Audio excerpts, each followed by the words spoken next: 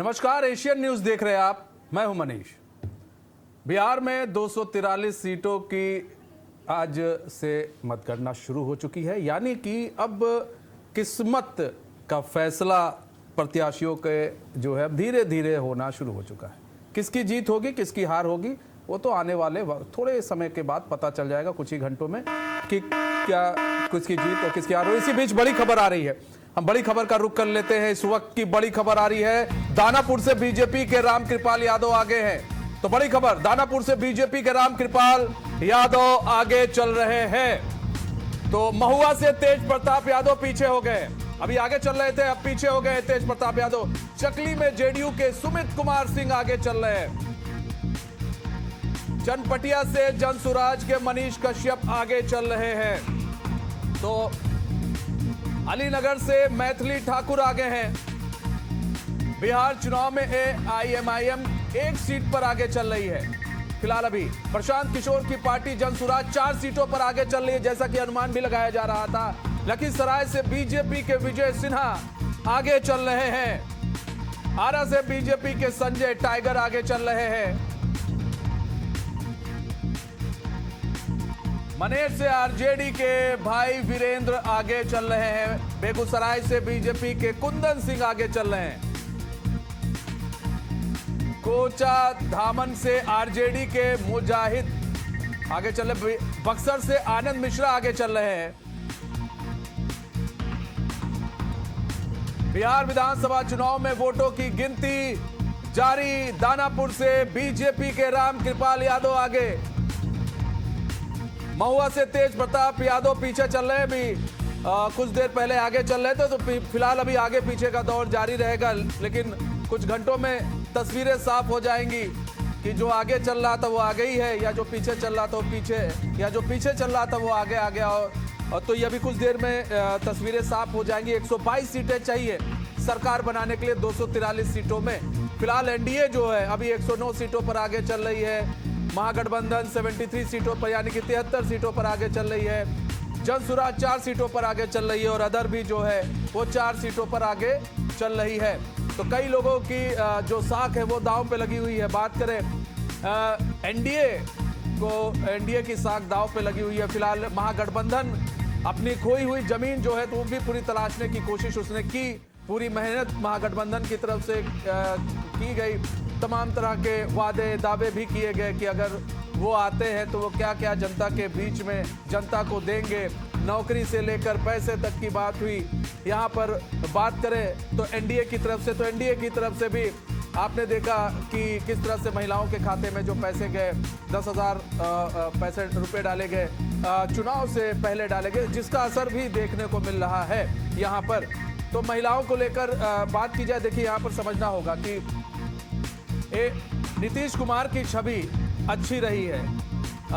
दाग उन पर कोई नहीं लगा है, चाहे वो एनडीए के साथ एक वक्त था जब एनडीए के साथ वो नहीं थे, तब भी उनके ऊपर किसी तरह के भ्रष्टाचार का दाग नहीं लगा था नीतीश कुमार के ऊपर। तो एक अच्छी छवि भी रही है नीतीश कुमार की, तो इसलिए भी कहा जा रहा है। और बीजेपी की भी एक अच्छी छवि रही, वहां पर भी किसी के ऊपर ऐसे दाग नहीं लगे, जिसके कारण जो है चीजें पलटी है, और जिसके कारण चीजें यहाँ पर अभी फिलहाल जो रुझान आ रहे हैं उसमें देखने को मिल रहा है।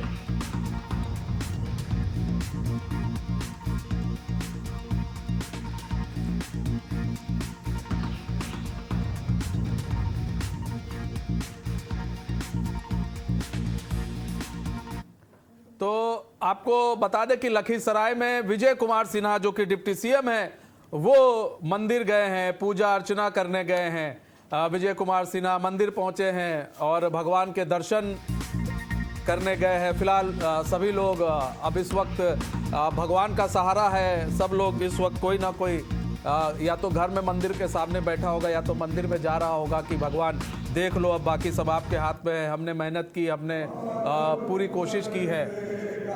तो आस्था भी ज़रूरी है, किस्मत भी ज़रूरी है। और ये देख सकते हैं आप विजय कुमार सिन्हा जो कि डिप्टी सीएम है, और वो जो है पूजा अर्चना करते हुए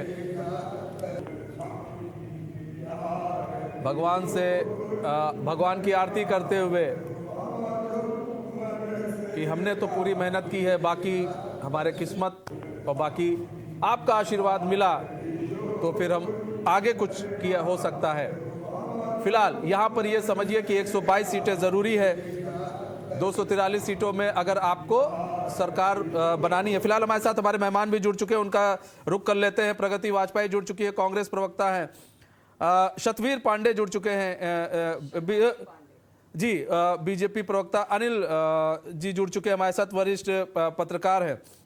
सबसे पहले प्रगति जी आप ही का रुख कर लेते हैं। प्रगति जी, यहाँ बात की जाए तो अभी फिलहाल जो रुझान धीरे धीरे आने शुरू हुए हैं, एनडीए काफी आगे दिख रही है, 126 सीटों पर आगे चल रही है, महागठबंधन 74 सीटों पर। यह भी शुरुआती रुझान है, किस तरह से आप देख रही हैं इन रुझानों को? देखिए, ये शुरुआती रुझान है या आंकड़े नहीं है। पहले तो मनीष मैं आपको ये बता दूं जी कि बिहार का जो युवा है, इन्होंने महिलाओं की बात की, महिलाओं को वोट कन्वर्ट करने के लिए महिलाओं के खाते में शुरुआती इन्होंने 1000 रुपये चुनाव के जस्ट पहले डाले। इन्हें लगा कि शायद ये इनके पक्ष में होगा, परंतु आप दूसरी तरफ देखेंगे तो युवाओं के बारे में नहीं सोचे। जो पूरे बिहार का युवा इस पूरे देश में फैला हुआ है, मैं आपको बताऊं, इन्होंने युवाओं की कोई बात नहीं की, नौकरी की कोई बात नहीं की, पलायन पर कोई बात नहीं की। तो देखिए, युवाओं ने भी वोट किया है, महिलाओं ने भी वोट किया है। और जो बेकारी जो एनडीए गवर्नमेंट में मैं लगातार जो न्यूज चैनल्स हैं उनमें देख भी रही हूँ कि एग्जिट पोल जो आ रहे थे, तो एग्जिट पोल वही थे जो धर्मेंद्र जी को बता दिए कि वो स्वर्ग सिधार गए। तो एग्जिट पोल पर भी किसी को किसी प्रकार का भरोसा नहीं करना चाहिए, क्योंकि 2020 में भी इनका एग्जिट पोल ठीक नहीं था, 15 में भी एग्जिट पोल ठीक नहीं था। और सबसे महत्वपूर्ण बात मनीष जी मैं आपको बता दूं कि जो जनता से जुड़े मुद्दों को लेकर इंडिया गठबंधन सड़कों पर उतरा था, माननीय राहुल गांधी जी ने जो वोट चोर गद्दी छोड़ वोटर अधिकार यात्रा जो बिहार में निकाली थी, और उस पर जो जन सैलाब था, वो ये बता दिया था कि बिहार में जो महागठबंधन की सरकार है वो बन रही है और नीतीश जी वहां से जाने वाले हैं। तो मनीष जी, ये शुरुआती रुझान है, इस पर हम ध्यान नहीं देते, हम थोड़ा वेट करते हैं। शायद 1-1.5 घंटे 2 घंटे के बाद तस्वीर थोड़ी साफ होने लगेगी और निश्चित तौर पर महागठबंधन की सरकार बनेगी। यहाँ शताब्दी पांडे जी, यहाँ पर देखिए बात तो अभी जैसे कांग्रेस कर रही है कि राहुल गांधी ने वोट चोर गद्दी छोड़ का मुद्दा काफी उठाया, वहां पर उसका जो है आपको दिख रहा है वो असर देखने को मिला क्या? जनता का उससे कोई सरोकार था? जनता को मुद्दे चाहिए थे, मुद्दे आप कहाँ लेकर आए? क्योंकि जो पूरे हमने चुनाव देखा, बात तो हुई भ्रष्टाचार, बात हुई नौकरी को लेकर बड़े बड़े मंचों से, लेकिन जब विधानसभा का चुनाव होता है तो उसमें जो है कहा जाता है कि आपने नाली की कितनी बात की, खड़ंजों की कितनी बात की, आपने गांव की कितनी बात की, गांव में सड़कों की कितनी बात हुई, गांव के अंदर बिजली की कितनी बात हुई, गांव के अंदर शिक्षा की कितनी बात हुई, गांव के अंदर ग्रामीणों की कितनी बात हुई, गांव के अंदर किसानों की कितनी बात हुई।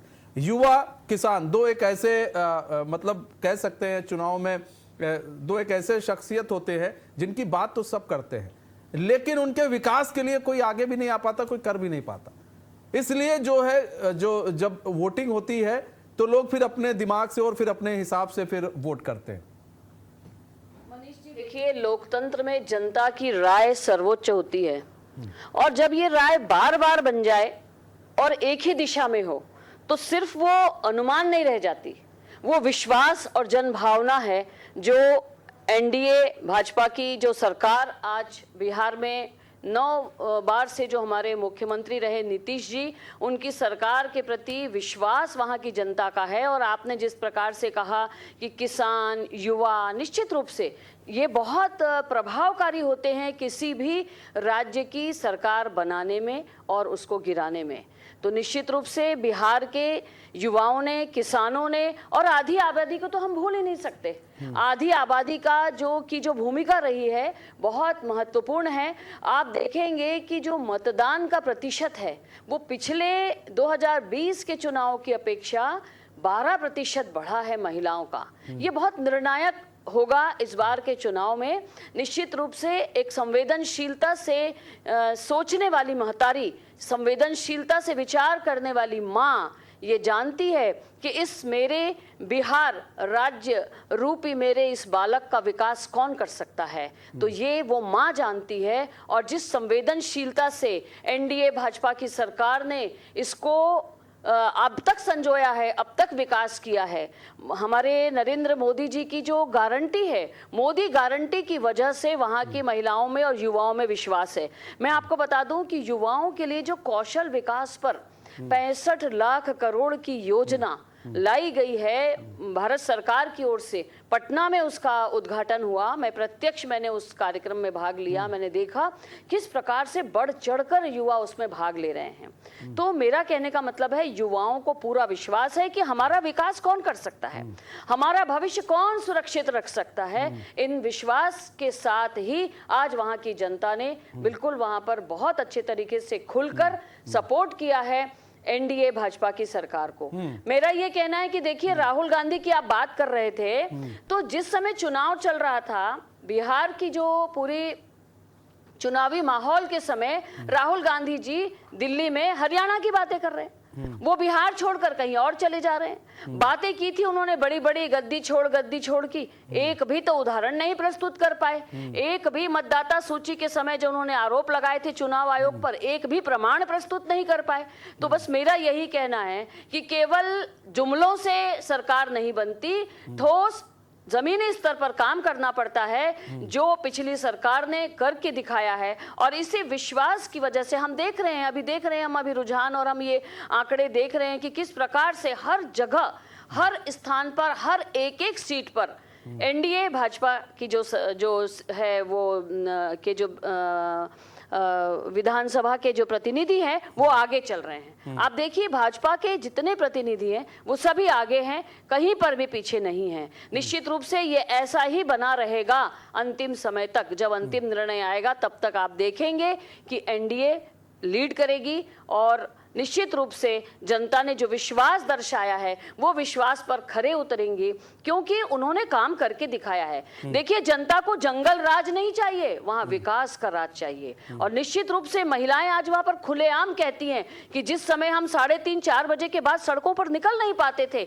आज हम रात में ड्यूटी कर रहे हैं, आज हमने अपनी दुकानें खोल रखी हैं, आज हम काम कर रहे हैं। पहले यदि किसी महिला ने कोई दुकान आरंभ की तो उसकी दुकान लूट ली जाती थी, कोई महिला शाम 4-5 बजे के बाद बाहर नहीं निकल पाती थी। इस जंगल राज को खत्म किया है एनडीए की सरकार ने।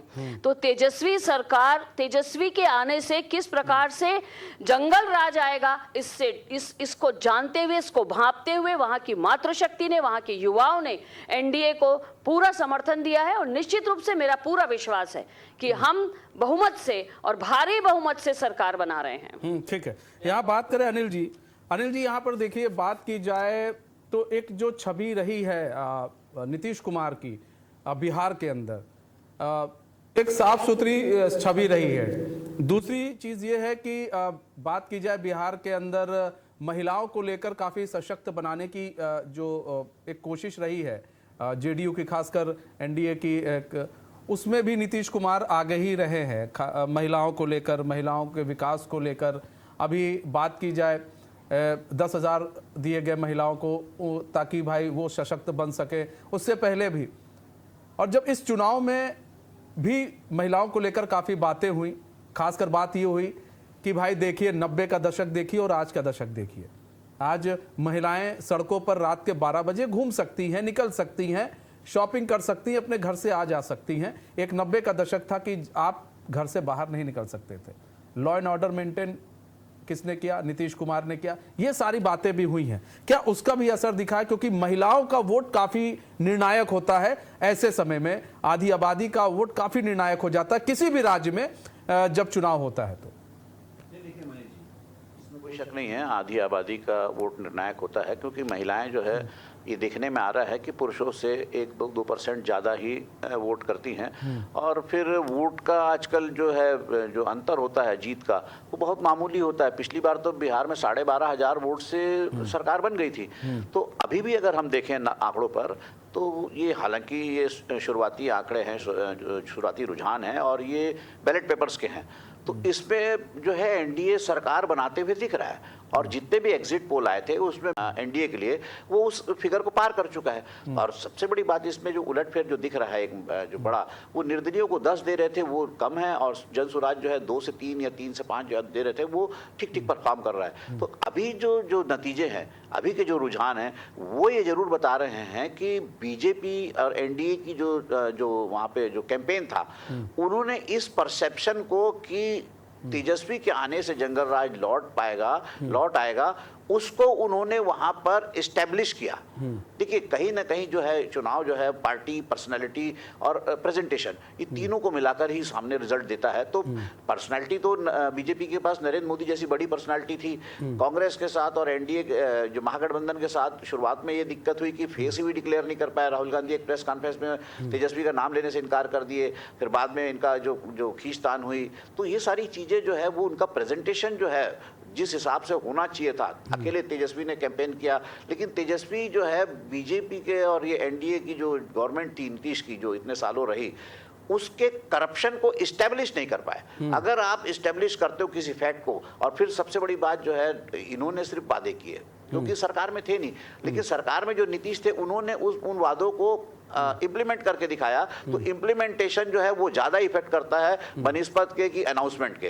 तो वो जो फायदा जो नीतीश कुमार उसको और उनकी पार्टी को मिल रहा है, वो जो कहीं ना कहीं उनको जो इस बात की ओर ले जाते दिख रहा है कि जो इस रुझान से, मैं अभी इसको नतीजे नहीं मानता हूँ, इस रुझान से उनको ये बता रहा है, उनको जो लीड दिला रहा है या उनको बढ़त दिला रहा है या उनको एज दे रहा है, वो इसका कारण, महत्वपूर्ण कारण यही है कि नीतीश गवर्नमेंट ने इम्प्लीमेंट किया, ग्राउंड पे रियलिटी दिखी, और उन्होंने इस परसेप्शन को भी जो है जिंदा रखा कि लालू राज आएगा तो जंगल राज आ जाएगा, या तेजस्वी राज आएगा तो जंगल राज आ जाएगा। और इस मामले में जो है उनका जो काउंटर अटैक जो होना चाहिए था। देखिए एक बहुत महत्वपूर्ण बात यह है कि कांग्रेस जो है उसका कैंपेन है, या जो इंडी ब्लॉक का जो कैंपेन है, वो एक तरह से देखे तो नेगेटिव दिखता है हमेशा। कभी इलेक्शन पे आता है, कभी इलेक्शन कमीशन पे आता है, कभी वोट चोरी पे आता है। वही कैंपेन जो है इनकी दादी जो इंदिरा गांधी के समय था, इंदिरा गांधी ने एक नारा दिया था, गरीबी हटाओ, और 10 साल सरकार रही। तो वो पॉजिटिव होता था, पॉजिटिव कैंपेन होता था इंदिरा गांधी के समय कांग्रेस में कि हम आपको क्या देंगे। अभी जो है इनके कैंपेन में ये दिख ही नहीं रहा है क्या देंगे। ये कह रहे हैं कि गद्दी छोड़, गद्दी छोड़, गद्दी छोड़। ये चीज है प्रगति वाजपेयी जी, ये कैंपेनिंग का बड़ा असर पड़ता है। और गद्दी छोड़ से आपको लगता है कि गद्दी छूट जाती है। एंटी इनकम्बेंसी की जब बात होती है कि भाई एंटी इनकम्बेंसी, अगर हम बात करें तो एंटी इनकम्बेंसी आपको लगा कि वहां दिखा? एंटी इनकम्बेंसी कहीं दिखी नहीं वहां पर। बिहार चुनाव में जो हम लोगों ने देखा, नीतीश कुमार को लेकर जो एक होता है कि नहीं 10-15 साल से सरकार है तो एक एंटी इनकम्बेंसी होती है, वो दिखती है। 5 साल के बाद भी एंटी इनकम्बेंसी दिख जाती है, लेकिन बिहार के अंदर एंटी इनकम्बेंसी दिखी नहीं। जो जोश महागठबंधन में दिखना चाहिए वो भी नहीं दिखा। भले आप साथ तो थे, साथ होकर भी कई सीटों पर आप साथ नहीं रहे, ये भी चीजें रही। देखिए मनीष जी, वोट चोर गद्दी छोड़िए, एक्चुअल वोटर अधिकार यात्रा जो राहुल जी ने निकाली थी वो ये थी, बहुत सारे लोग थे जो वोट दे सकते थे, उनके नाम वोटर लिस्ट से काट दिए गए। और वो राहुल जी ने अपनी प्रेस कॉन्फ्रेंस में दिखाया भी, साक्ष्य प्रस्तुत भी किए कि बहुत सारे ऐसे वोटर्स थे जो एलिजिबल थे, फिर उनके नाम क्यों काटे गए। तो कहीं ना कहीं जब पता चला, तो आपने यदि वो देखी होगी प्रेस कॉन्फ्रेंस, तो वो सारी चीजें उन्होंने साक्ष्य प्रस्तुत करके राहुल जी ने वोटर अधिकार यात्रा निकाली। और सबसे पहले जो हमने महागठबंधन की सरकार, महागठबंधन जो था, इसमें एक चीज और भी आई ना मैडम, कई जगह तो देखा गया कि आप लोग जिसका नाम ले रहे हैं वो लोग खुद ही सामने आ जाते हैं कि भैया देखो ऐसा कुछ नहीं था। देखिए वो लोग खुद सामने आ रहे हैं। देखिए ऐसा नहीं है मनीष जी कि वो लोग सामने आ गए, वो सही, वो फेयर नहीं थे मनीष जी जो सामने आए। देखिए जहां हमारे साथ कैब जी भी जुड़ चुके हैं, 1 सेकंड के लिए रोकना चाहेंगे। कैब जी भी जुड़ चुके हैं, सपा के प्रवक्ता है। कैब जी स्वागत है एशियन न्यूज में आपका जी, अपनी बात को रखें। देखिए ये जो अभी सब बातें हो रही हैं और मैं सभी की बातें सुन रहा था। नहीं, साक्ष्य के साथ साथ वही साक्ष्य सामने आ रहे हैं आपके, कई लोग सामने आए। देखिए बड़ा परिवार है और परिवार में ये इस तरीके की बातें स्वाभाविक है कि सब में नहीं, ये हर पार्टी के लोगों में आपको देखने के लिए मिलेंगी। क्या रामविलास पासवान जी की पार्टी और पशुपति पारस जी की पार्टी वो अलग नहीं हुए? चाचा भतीजे की लड़ाई थी।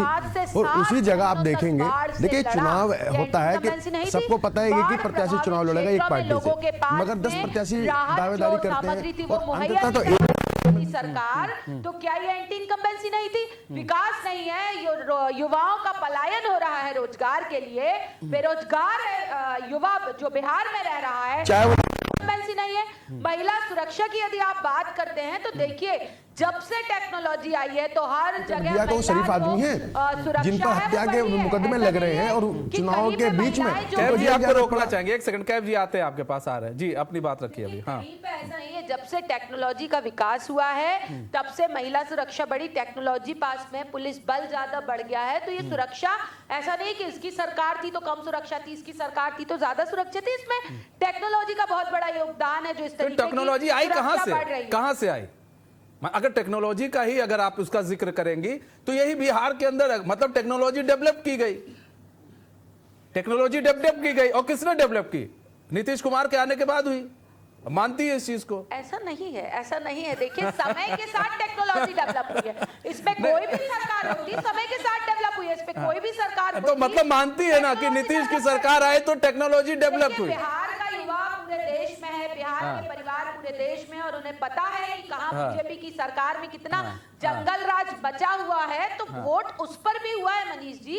इन रुझानों को नतीजे ना समझे, और जो आप बात हम नतीजे नहीं मान रहे, अभी तक हम आगे चल रही है चीजें, तो हम वो चीज आपके सामने रख रहे हैं कि वोट चोर गद्दी छोड़, नहीं वोट चोर गद्दी छोड़, एक गांव के जो कोई वहां का किसान होगा उसके लिए क्या होगा, उसको उससे क्या मतलब है? उसके अधिकार की यात्रा थी, वोटर एक नहीं क्या यात्रा थी? वो कहेगा भैया हम तो वोट देकर आए, हम तो वोट दिए हैं, हमारा तो वोट पड़ा है, अब बताओ। मैं वही तो कह रही हूँ कि आप प्लीज भाजपा के प्रवक्ता बनकर बात नहीं, मत कीजिए, एक सेंटर बनकर बात कीजिए। अब आज तो ऐसा मत कहिए मैडम, आज हम कुछ नहीं कह रहे हैं, आज वो टैली चल रही है, वो बोल रही है, हम नहीं कुछ बोल रहे। मैं तो सवाल पूछूंगा आज आपसे।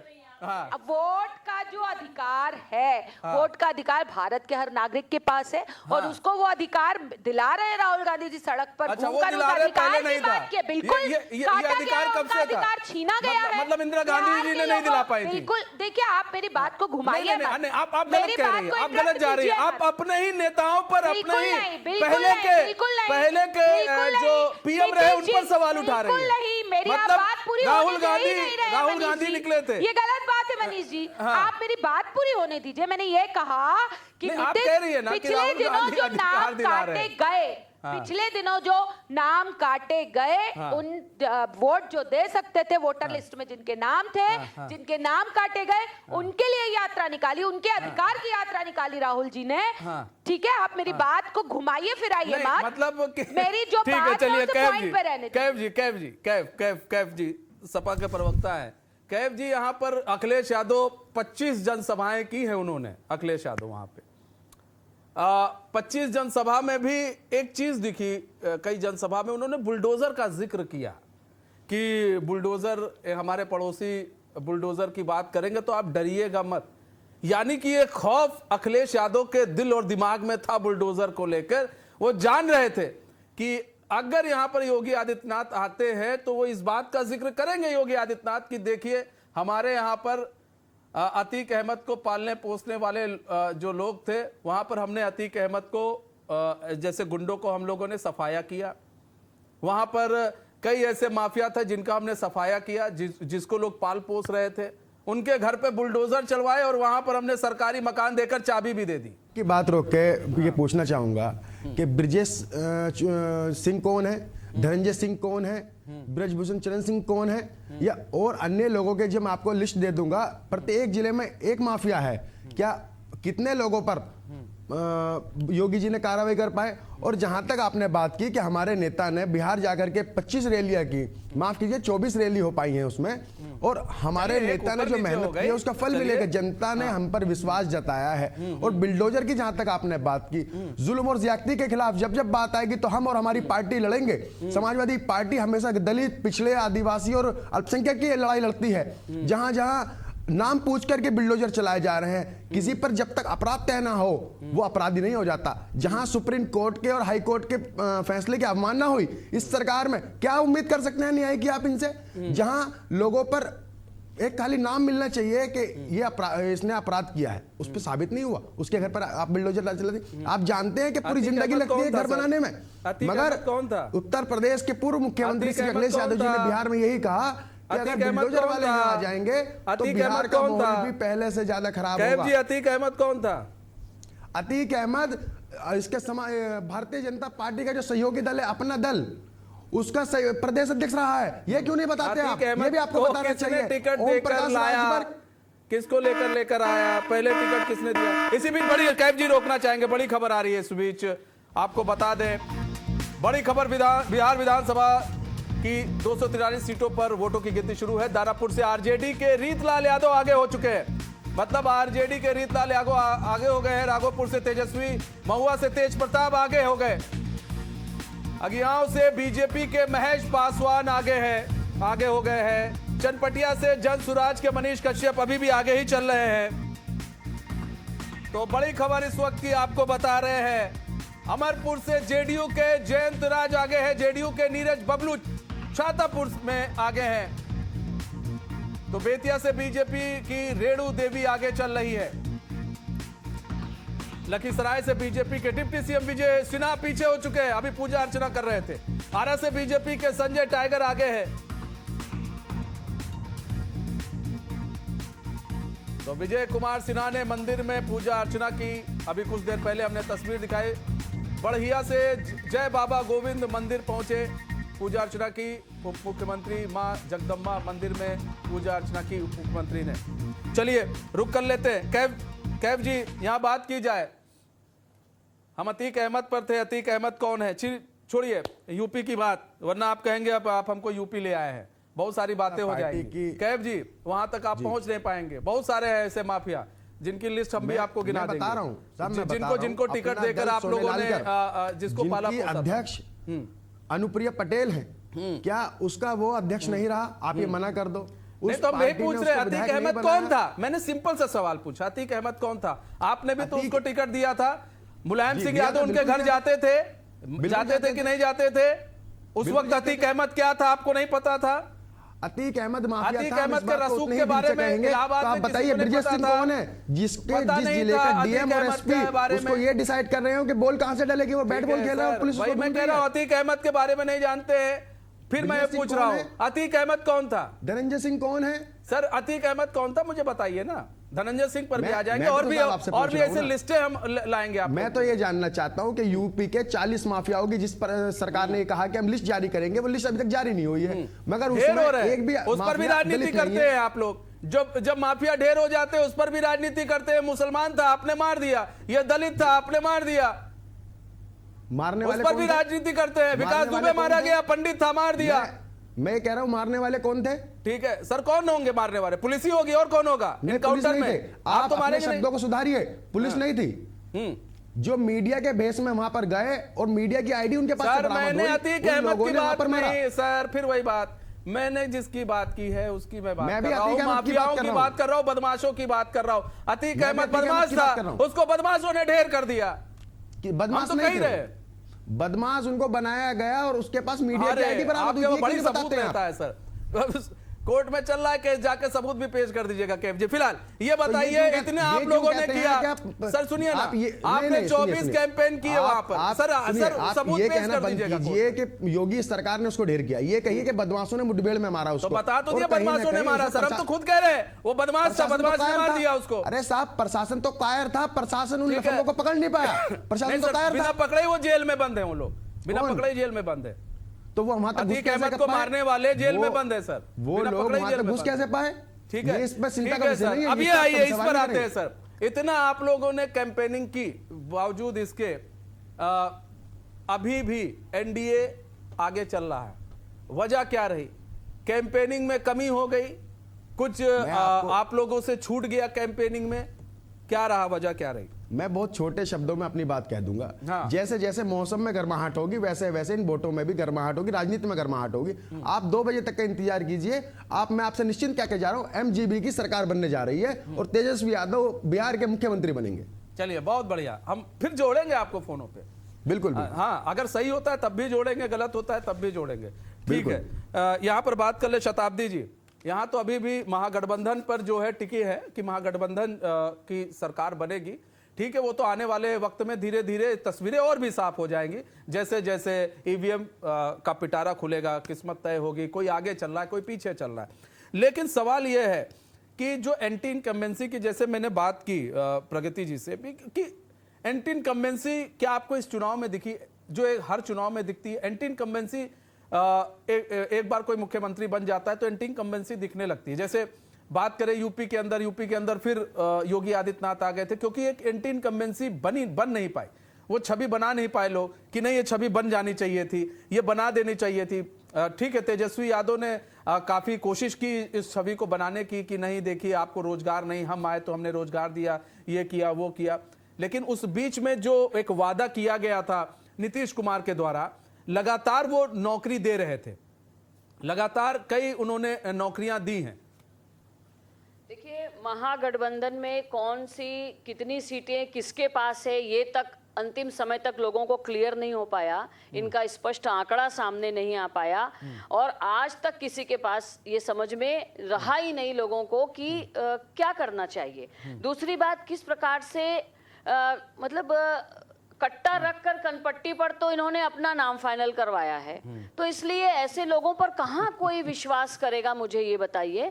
जहां तक कि नीतीश कुमार जी की बात है, मोदी नीतीश ये जो जोड़ी सामने आई, इसकी वजह से एक दृढ़ विश्वास वहां की जनता पर बन गया कि अब निश्चित रूप से बिहार में स्थायित्व चाहिए, जंगल राज का सफाया चाहिए, विकास चाहिए, हमें सुरक्षित जीवन चाहिए, तो नीतीश मोदी की जोड़ी को ही हमको आगे और साथ देना चाहिए। और आप जो बोल रहे हैं ना, उनके विरोध में जो माहौल नहीं बन पाया, वो क्यों नहीं बन पाया? इसलिए नहीं बन पाया क्योंकि उन्होंने विकास की बात की, उन्होंने सुरक्षा की बात की, उन्होंने महिलाओं के हित की बात की, उन्होंने युवाओं को नौकरियां दी, तो कहीं पर भी वो कमी और कमजोरी दिखी ही नहीं। जितनी भी विपत्ति आई, आपदाएं आई, हर समय नीतीश सरकार ने जनता के लिए अच्छी सेवाएं मुहैया करवाई। तो इस प्रकार से आप देखिए कि जनता के सामने उनकी कोई नेगेटिव छवि थी ही नहीं, तो किस प्रकार से आप ये इसको प्रतिस्थापित कर पाएंगे? तो इसलिए इसका पूरा फायदा, और ये केवल फायदा नहीं, सुशासन की सरकार चाहती है वहां की जनता।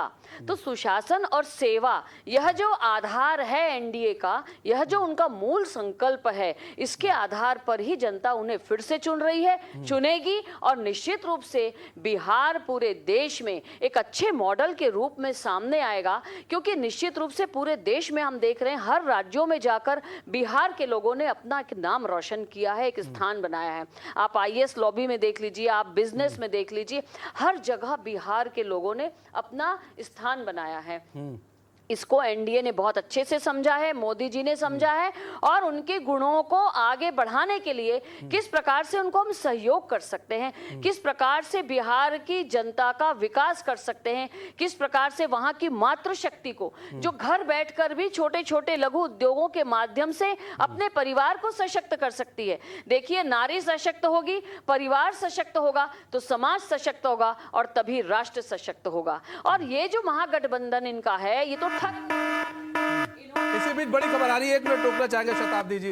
बड़ी खबर आपको बता दे, इस वक्त की आ रही है, रुझानों में एनडीए सरकार के संकेत मिलने लगे अब धीरे धीरे। देखिए रुझान आ रहा है, जेडीयू दफ्तर में नेताओं का पहुंचना भी शुरू हो चुका है। बिहार की 243 सीटों पर वोटों की गिनती जारी है, और ऐसे में एनडीए की सरकार जो है वो बनने के संकेत अब मिलने लगे हैं। जेडीयू दफ्तर के बाहर जो है अब लोग पहुंचना शुरू कर चुके हैं, और धीरे धीरे बीजेपी दफ्तर के बाहर भी लोग पहुंचना शुरू कर चुके हैं। ये भी अपडेट आपको बता दें हम, रुझानों में एनडीए सरकार के संकेत मिल रहे हैं। ठीक है, हम तुरंत अनिल जी, एनडीए सरकार के संकेत अब मिलने शुरू हो चुके हैं। जेडीयू दफ्तर के बाहर नेताओं का पहुंचना शुरू हो चुका है, बीजेपी दफ्तर के बाहर नेताओं का पहुंचना शुरू हो चुका है।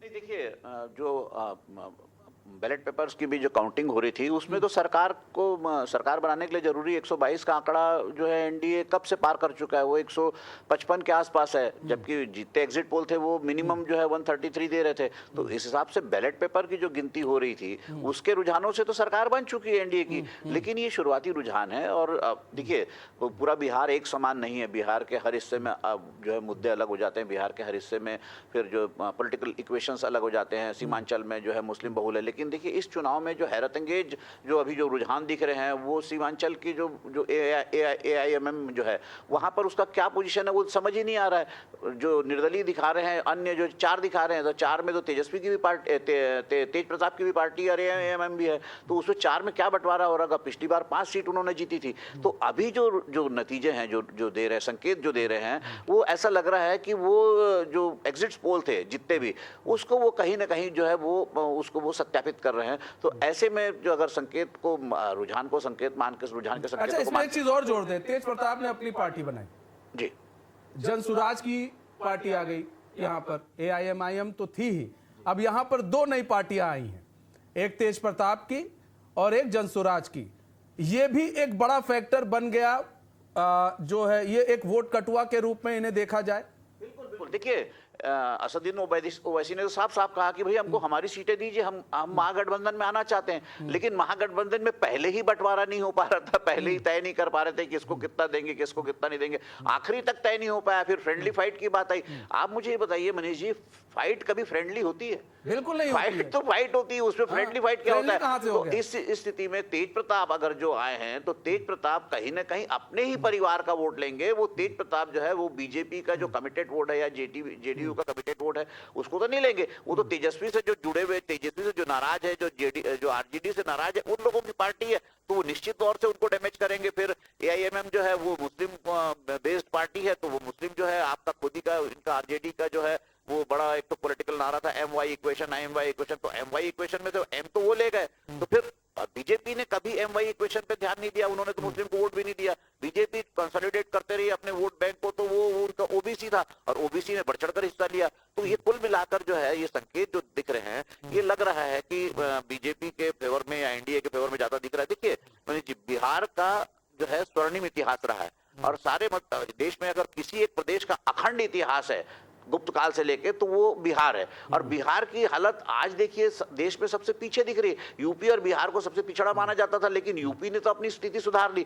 बिहार अभी भी डेवलपमेंट के प्रोसेस में है, अभी भी वो जंगल राज से उभर कर आया है, अब वो डेवलपमेंट के प्रोसेस में जा रहा है। तो देखिए बरौनी सबसे बड़ी ऑयल रिफाइनरी वहां लगी, कोलफील्ड सबसे बड़ा कोलफील्ड उस समय धनबाद होता था, दोनों जगह माफिया पैदा हो गए। तो माफियाओं ने तो जो रोजगार के लिए जो इंडस्ट्री चालू की, जो ऑर्गेनाइज क्राइम की इंडस्ट्री, तो वहां का युवा भटक के उधर चला गया और वहां डेवलपमेंट का प्रोसेस रुका। अब उस प्रोसेस को फिर से लाना चाह रहे हैं। तो मैं फिर वही कह रहा हूं कि एनडीए जो है वो इस परसेप्शन को कि तेजस्वी आएगा तो जंगल राज आ जाएगा, अपहरण उद्योग शुरू हो जाएगा, इसको वो उन्होंने सत्यापित करने में यानी स्थापित करने में अपनी पूरी ताकत लगाई और उसमें सफल रहे। प्रेजेंटेशन जो है इसका आरजेडी का बहुत पुअर रहा, वो करप्शन को प्रूव नहीं कर पाया। दूसरी बात, वो क्लेम करते थे कि मैंने इतने लाखों लोगों की नौकरी दी, मैंने इतने लोगों, अरे आप तो उप मुख्यमंत्री थे। वो नौकरी देने का भी क्रेडिट जो है वो इनडायरेक्टली, जिसको कह सकते हैं एडवर्स पब्लिसिटी, वो नीतीश कुमार को देते रहे, क्योंकि इसके कार्यकाल में नौकरी दी गई तो नीतीश कुमार के कार्यकाल में नौकरी दी गई, तो आप कैसे दे सकते हैं? तो ये सारी चीजें हैं। दूसरा कैंपेन जो है, जो एनडीए का कैंपेन है, वो पिन पॉइंट एक्यूरेट चलता रहा। वो उन्होंने अपने इश्यूज नहीं छोड़े। उनके जो चाहे योगी आदित्यनाथ कह लीजिए या गिरिराज, इसमें एक चीज और भी जोड़, इसमें एक चीज और भी है हम प्रगति जी, देखिए एक बड़ा सुनियोजित तरीके से यहाँ पर कैंपेनिंग की गई थी बीजेपी की तरफ से, इसको भी मतलब एनडीए की तरफ से, इसको भी समझिए। जितने भी मुख्यमंत्री बाहर से आए उन्होंने एक चीज पकड़ी, क्या? सीता जी को और फिर अयोध्या को, मतलब यहां से कनेक्ट किया। सीता माता का वो घर है, सीता मैया का, उसको कनेक्ट किया सीधे अयोध्या से कि भैया वो ससुराल है अयोध्या, यानी कि यहां पर बेटी है तो वहां पर बेटा है, तो इसको कनेक्ट कर दिया गया कि रोजी बेटी का हमारा संबंध है और बहुत अच्छा संबंध है। मतलब एक सनातन को एकजुट करने की कोशिश जो है, जो बाहर के मुख्यमंत्री आए उन्होंने की, ताकि सनातन की एक रूपरेखा तैयार की जाए। जो वहां के जो लोकल लोग थे, जो लोकल पॉलिटिशियन थे, उन्होंने एक रूपरेखा तय की कि नीतीश कुमार ने और केंद्र सरकार ने क्या क्या दिया है, तो इस मतलब उन्होंने बड़ी स्ट्रेटेजिक तरीके से काम किया। आप लोग के यहाँ काम क्या हो रहा था? कांग्रेस को समझ नहीं आ रहा था कि हम किस पर काम करें, वो सिर्फ एक ही उस पर चल रही थी, वोट चोर गद्दी छोड़ पर चल रही थी। तेजस्वी यादव ने पूरी कोशिश की कि भाई हम लोकल इश्यूज को उठाएं, लेकिन वो भी उठ नहीं पाया क्योंकि साथ वो नहीं मिल पाया, कांग्रेस का भी वहां साथ नहीं मिल पाया। वहां पर आते हैं आपके पास कैफ जी, प्रगति जी।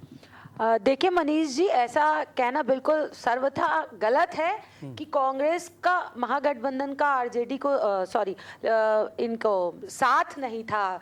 तेजस्वी यादव को मैं आपको बता देती हूँ कि छत्तीसगढ़ के लोगों, चाहे पूरे भारत देश के लोगों, कांग्रेस पार्टी के हर कार्यकर्ता बूथ तक पहुंचे, जहां जहां हमको सीट दी गई हमने हर जगह काम किया और जनता के सामने मुद्दे लेकर आए। दूसरी तरफ आप जो कह रहे हैं कि सनातन की बात की, तो भारतीय जनता पार्टी का प्रमुख एजेंडा है धर्म के नाम पर, हिंदू मुस्लिम के नाम पर बांट दो, हिंदू को अपनी पार्टी बनाकर वोट ले लो और नहीं, वो मुस्लिमों की बात नहीं करती है। नहीं, अब इसमें नहीं समझिएगा। मैंने जो कहा उसको समझिएगा। मैंने ये कहा कि उसने मुस्लिमों की बात ही नहीं की, उसने बात की सीता जी की और राम जी की। मुसलमान तो आप छोड़िए, बात देखिए, ये तो बीजेपी तो मुसलमान का वोट मांगती नहीं है। आप प्रश्न करते हैं तो प्लीज उत्तर सुने। आप प्रश्न कर रहे हैं तो उत्तर सुने शांति से। या तो मुसलमान मत कीजिए, मेरा जो क्वेश्चन में उस पर सनातन क्या मुद्दा है भारतीय जनता पार्टी के पास?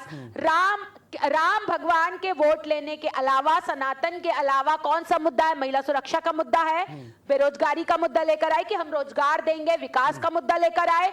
क्यों अभी भी बिहार बाढ़ में डूबा हुआ है? तो इनके पास सिर्फ देखिए सनातन के नाम पर वोट मांग रहे, विकास के नाम पर वोट क्यों नहीं मांगा? और दूसरी बात जो आप कह रहे हैं कि नीतीश और मोदी की जोड़ी, तो मोदी सरकार केंद्र में नीतीश जी की बैसाखी पर चल रही है। उन्हें पता है कि यदि नीतीश जी उनका साथ छोड़ देंगे तो सरकार चली जाएगी केंद्र से, तो उनकी मजबूरी है नीतीश जी का साथ देना। और भारतीय जनता पार्टी के प्रवक्ता यहां बैठकर जो बात कर रहे हैं, जमीनी स्तर पर जाकर देखें कि हकीकत में कि कांग्रेस को जो सीटें मिलनी थी उतनी सीटें कांग्रेस को मिली और उतनी सीटों पर कांग्रेस ने लड़ा है मनीष जी, और बहुत अच्छी फाइट दी है। और मैं बार बार कह रही हूं कि ये आंकड़े, ये रुझान है, आंकड़े नहीं है। तो आप भी इंतजार कैफ जी, यहाँ पर देखिए, बात यहाँ पर की जाए, शायद प्रगति जी इस चीज को नहीं समझ पाई, अब आप समझिए इसको कि यहाँ पर ऐसा नहीं है कि वहां पर बात नहीं की गई विकास की, वहां पर सड़कों की भी बात की गई। पहले आप बिहार अगर आप लोग गए हों तो पहले की सड़कें क्या थी बिहार की, आज की सड़कें क्या है, इसको भी समझिएगा, वहां जाकर देखिएगा। अमेरिका की सड़कें भी पीछे हैं, बिहार की सड़कें इतनी अच्छी, ठीक है ना? कि अब अमेरिका तो आप गए होंगे सर, हम अमेरिका नहीं गए तो हम अमेरिका का नहीं जानते हैं, लेकिन बिहार में मैं रहा हूं, वहां पर कवरेज किया है, तो मैं बताता हूं आपको कि बिहार की सड़कों को भी हमने देखा। एक समय था वहां पर किस तरह की सड़कें थी, आज क्या सड़कें हैं, और विकास के लिए सड़कें बड़ी महत्वपूर्ण हो जाती हैं कि किसी भी राज्य में विकास के लिए सड़कें बड़ी महत्वपूर्ण होती है। आपकी सड़कें अच्छी हैं तो विकास भी वहां पर आने की संभावनाएं होती हैं। सड़कों की बात की है, जो भी मुख्यमंत्री जाते थे वहां पर सड़कों की बात करते थे, वहां पर 90 के दशक की भी बात करते थे। वहां पर यह भी बात होती थी कि वहां पर यह भी बात होती थी कि देखिए सनातन की बात भी उन्होंने खूब मनीष जी, आप शायद सुन नहीं पाए, मैं बोल रहा हूँ विकास सड़कों से आएगा क्या? क्यों सर, विकास सड़कों से नहीं आता है क्या? मैं तो अभी बीजेपी की जो प्रवक्ता हैं, हाँ। बड़ी बहन, मैं उनके अभी कुछ बातें सुन रहा था। हाँ। क्या प्रधानमंत्री जी चुनाव तो हार गए, ये तो अलग बात है कि चुनाव में हार जीत किसकी हो। एक 34 साल के लड़के के पीछे पूरे जहां तक भाजपा की सरकार है वहां के मुख्यमंत्री लगे, और प्रधानमंत्री जी को वहां पहुंच करके कट्टे का जिक्र करना पड़ा कि कट्टे दो चल जाएंगे, दो नाली चल जाएगी। आप विकास की बात कब कर रहे हैं? आपने शिक्षा की बात कहां कर दी? आपने स्वास्थ्य की बात कहां कर दी? आपने बेरोजगारी की बात कहां कर दी? आप उसकी बात नहीं करेंगे, आप कट्टा और दो नाली की बात करेंगे। तो हम तो कहते हैं ना जाने कौन से कट्टे की बात करें, हमारे चावल का कट्टा आता हो सकता है उसकी बात कर रहे हो, 1 रुपए किलो चावल मिलता हो सकता है उस कट्टे की बात कर रहे हो। मगर आपने जहां सड़कों का जिक्र किया, मैं बताऊं, मैं अभी बिहार चुनाव में भी गया था, सड़कें तो इतनी अच्छी हैं कि जहां पर मुख्यमंत्री आते थे वो सड़कें रातों रात बनाई गई हैं। और मैं आपको फोटो दे दूंगा, मैं आपको वीडियो दे दूंगा। जिस विधानसभा में मुख्यमंत्री जी का कार्यक्रम होता था या बीजेपी के किसी बड़े नेता का कार्यक्रम होता था, रातों रात वहां डांबर डाल करके सड़कें बनाई जाती हैं, इतनी अच्छी सड़कें। मुकामा सीट की अगर मैं बात करूं, 9 फीट पानी था, वहां के जो विधायक हैं उसको कहता है कि मुझे क्या मतलब है, अरे तो विधायक काहे के लिए है? आप कह रहे हैं कि विकास सड़कों से आएगा, आपने 90 के दशक एक मिनट कैफ जी रोकना चाहेंगे चाहेंगे आपको। इसी बीच बड़ी खबर आ रही है, तो फिर बड़ी खबर, मोकामा में पहले राउंड की गिनती पूरी हो चुकी है। पहले राउंड की अनंत सिंह 4013 वोटों से आगे है। तो अनंत सिंह 4013 वोटों से मोकामा में आगे। गोपालगंज में पहले राउंड की गिनती पूरी हो चुकी है। बीजेपी के सुभाष सिंह 2515 वोटों से आगे हैं। हाजीपुर में पहले राउंड की गिनती में बीजेपी आगे है। अभी तक एनडीए आगे चल रही है।